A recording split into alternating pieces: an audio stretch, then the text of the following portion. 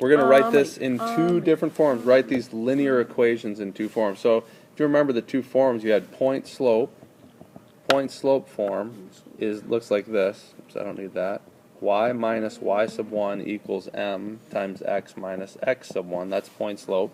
And you'll notice that your point is x1, y1. See that? x1, y1. Oh, let me change colors on that.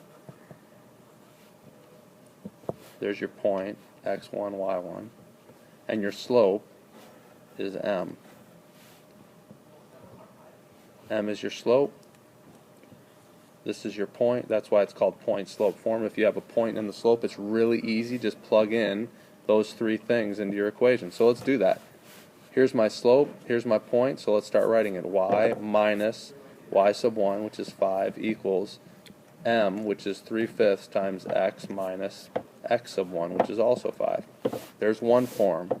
There's point slope form. Halfway done.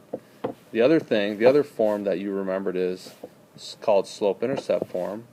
Slope intercept form is when you're given the slope and the y-intercept. B is the y-intercept. M is, of course, your slope. Stands for mountain. I don't know that for sure, but that's what I like to think of it as.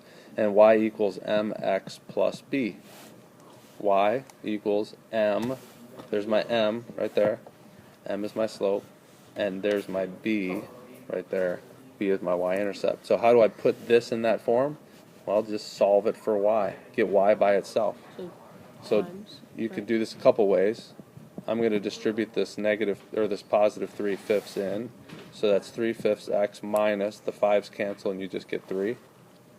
And now add 5 to both sides to get the y by itself. Remember that adds to the like term, which is the -3. What's -3 plus 5? Good, positive 2. Yeah. There's your two equations. There's point slope. There's slope intercept form. So there are your two equations. These two equations are the exact same equation. They describe the same line. They're just in a different form.